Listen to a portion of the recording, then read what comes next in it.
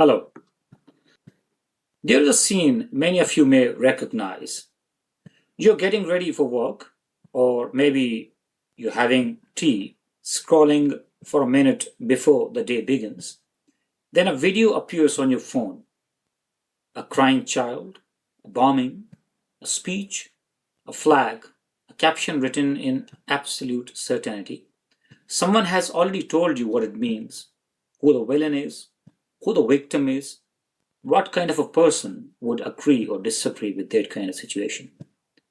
You feel something immediately: anger, sympathy, fear, moral clarity, and before the facts have had the time to settle, the judgment has already started living inside you. You may have seen this in your family, in your group chats, or in your own social media feed. Two intelligent people watch the same event and walk away with opposite moral conclusions.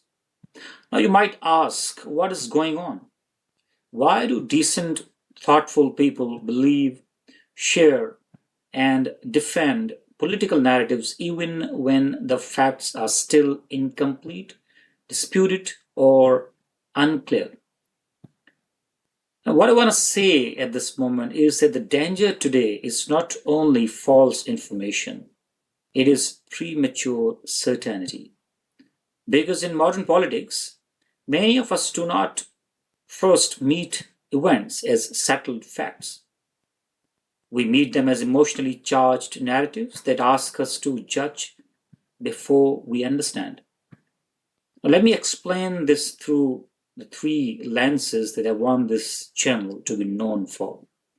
And those lenses are systems, psychology and human behavior, and morality. Now, systems first. The information environment most of us live in is not built to reward passions, unfortunately. It is built to reward speed, clarity, emotion, and shareability. The Reuters Institute's 2025 Digital News Report found that across markets, social media news rose from 52% in 2020 to 65% in 2025, and any video news rose from 67% to 75%. The same report says traditional or legacy news media are struggling to connect with much of the public, while social platforms and creator led formats are becoming more central, especially for younger audiences. Pew has also found that about 1 in 5 US adults regularly get news from news influencers on social media, and for adults under 30, that rises to 37%.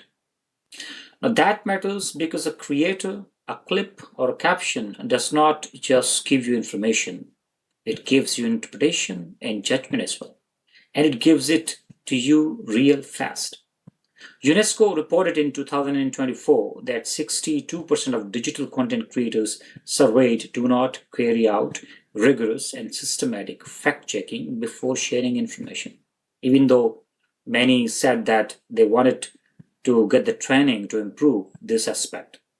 So the system is not just distributing facts, it is distributing ready made meaning and interpretation as well. And I would say judgment as well. Once you understand that, a lot of modern politics begins to make more sense. Now, the second lens, psychology. The deeper question is, why does this work so well on us? Because human beings do not process information, or I should say political information, like neutral machines. We are drawn to what feels familiar. We are reassured by what protects our identity. We are moved by emotion before an analysis is complete. Research on identity-based model of political belief shows that social identity can override accuracy goals. So people align beliefs with their group more than with the best available facts. And also, related work on identity protective cognition argues that people often process contested facts in ways that protect their connection to their culture or political roots. And misinformation research shows something even more uncomfortable, which is that false or misleading content does not always spread because people carefully examine it or found it convincing. Often it spreads because it is emotionally gripping, familiar, or socially useful. A major science study found that false news spread farther, faster, deeper, and more broadly than true news on X, formerly known as Twitter. This is why I do not think the real issue is simply that people are irrational.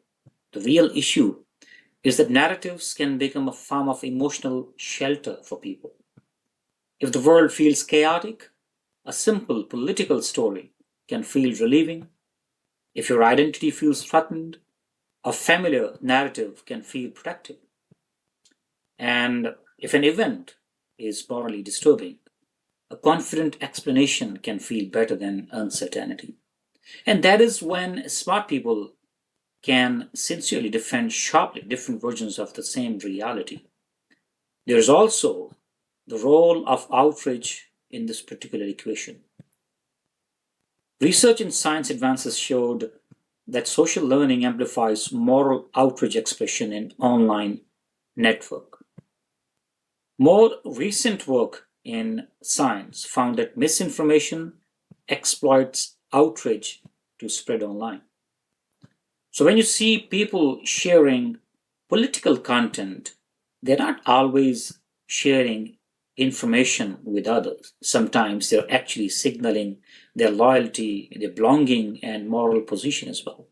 They may be saying that this is the side I'm on, this is the kind of person I am, and this is what I refuse to be silent about. Interesting, isn't it? Now, that is why correction is often hard. By the time the facts become clearer, the narrative may already be attached to people's identity. Now, the moral lens, or the moral problem or contradiction, I should say. We keep saying that truth matters, but our system or information systems often reward certainty more than honesty, speed more than care, and emotional force more than disciplined judgment and understanding. The World Economic Forum's 2026 Global Risk Report ranked misinformation and disinformation as the number two risk on the 2 year outlook. Now, that places information disorder very close to the center of global instability. So here's the contradiction, or I should say, moral contradiction. We expect ordinary people to be fair, balanced, and responsible, but we surround them with systems engineered to make emotionally loaded certainty travel faster than careful truth. The people shaping perception often benefit from engagement, and the people absorbing the consequences of families, friendships, communities, and public that become more suspicious, more reactive, and less capable of passionate judgment and understanding. There's also a quieter moral danger. When we become morally certain too early, we may begin condemning other human beings before we truly understand what exactly happened. We may recruit our conscience into a story before the truth had the time to breathe. And once that happens, the damage is not only factual, it is relational, it is civic, and it's moral. So let me leave you with something personal at this moment.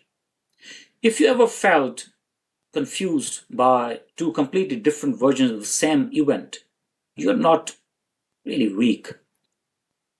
If you have felt emotionally pulled by a clip before you knew whether it was complete, you're not foolish.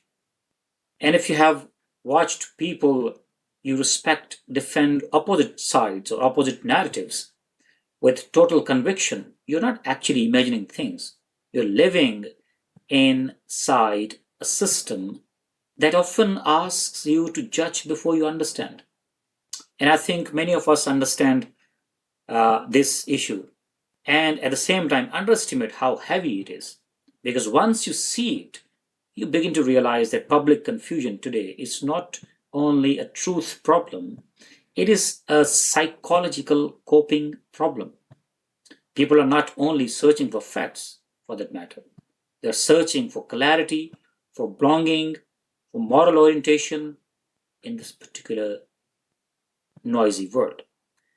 That is why this matters so much, because if you do not slow yourself down, someone else will happily do your interpreting for you. And on this channel, I do not just want to explain what is happening in this world. I want to explain how it reaches you, shapes what you feel, and exposes moral contradictions hidden inside modern public life. And if you find this perspective worthwhile, consider subscribing and being a part of the conversation in this particular channel and the conversations to come. Thank you very much.